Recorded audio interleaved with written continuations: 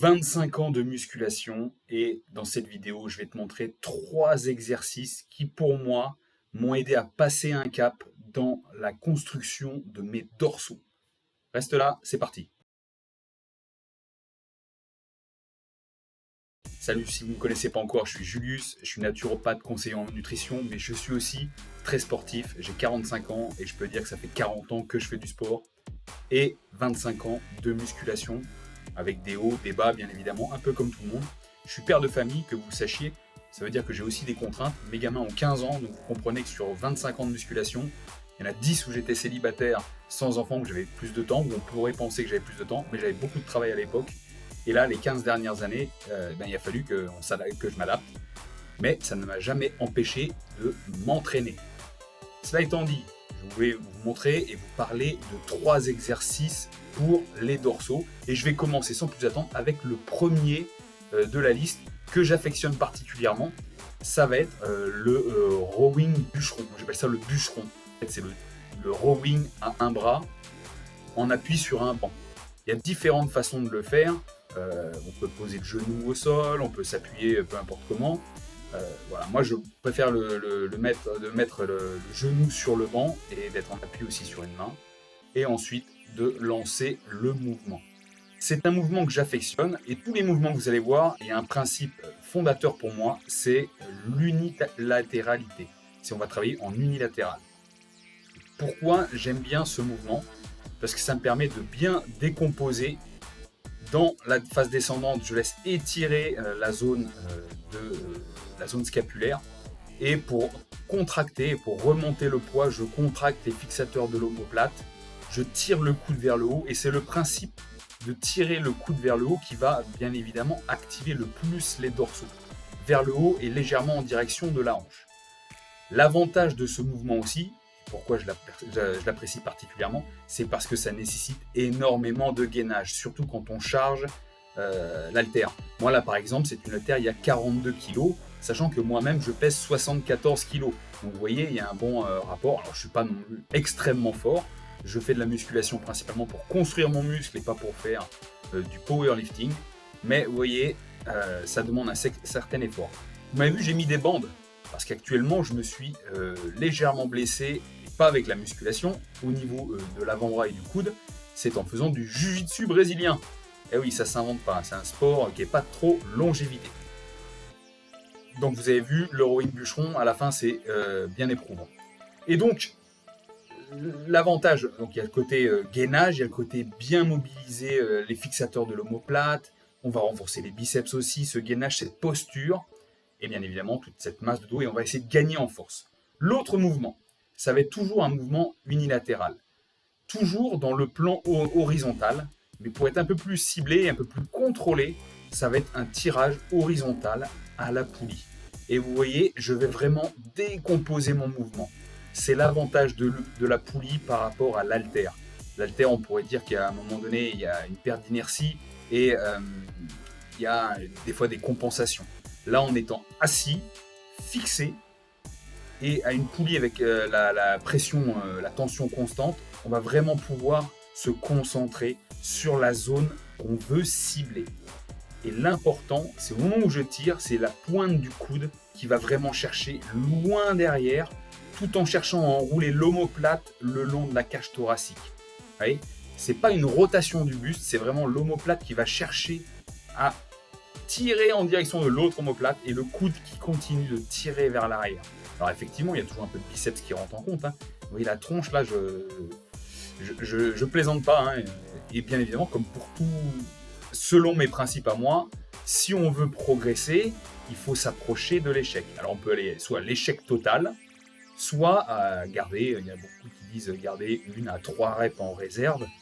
Moi j'essaye d'aller vraiment à l'échec total ou 1 ou 2 reps en réserve. Mais le problème avec ces reps en réserve, c'est que la plupart des gens ne se connaissent pas vraiment, n'ont jamais poussé l'effort jusqu'à l'échec complet pour vraiment percevoir quand intervient l'échec réel. Et vous avez vu, c'est encore un mouvement unilatéral. Et oui, c'est pour vraiment éviter les déséquilibres. Enfin, il y en aura toujours de toute façon des déséquilibres, il ne faut pas se voiler la face, mais vraiment chercher à renforcer équitablement, droite comme gauche. Mon but, c'est d'avoir un physique équilibré. Et donc équilibré esthétiquement, j'ai envie de dire, et aussi fonctionnellement, si on peut utiliser ce mot-là, c'est-à-dire essayer d'avoir autant de force à gauche qu'à droite, même si en tant que droitier, je sais très bien, quoi que je fasse, j'aurai plus de force d'un côté que de l'autre. Et en l'occurrence, c'est à droite. Voilà, et on va bien pousser. Là, j'avais mis les bandes, mais c'est la première série, j'ai pas eu besoin des bandes pour la première série. Effectivement, avec l'enchaînement des séries, même si on prend un temps de repos, la poigne, l'avant-bras peut être un facteur limitant. Donc quand on a une visée développement musculaire ciblée, mais il faut que la fatigue intervienne au niveau du muscle ciblé et pas au niveau de l'avant-bras. Sinon, voilà. Oui, on va gagner un peu de force dans l'avant-bras, renforcer les avant-bras, c'est toujours beau. Mais si je cherche à avoir les dorsaux renforcés, il faut que ce soit les dorsaux qui travaillent et que j'évite le facteur limitant qui va être la prise. Troisième mouvement, eh bien, encore un mouvement unilatéral et encore à la poulie, le tirage poulie vertical. Là, ce que je vais chercher, c'est un bon étirement vers le haut quand ça remonte et de contrôler le retour, donc quand ça monte, avec mes dorsaux, pas avec le biceps. L'erreur de la plupart des gens, c'est que ayant une dominance biceps, les gens vont forcer avec le bras et non pas avec les dorsaux, ce qui pose un problème de recrutement musculaire. Alors oui, la charge, le poids va bouger, mais est-ce que vous ciblez le muscle désiré? Eh bien non, ça n'est pas le cas.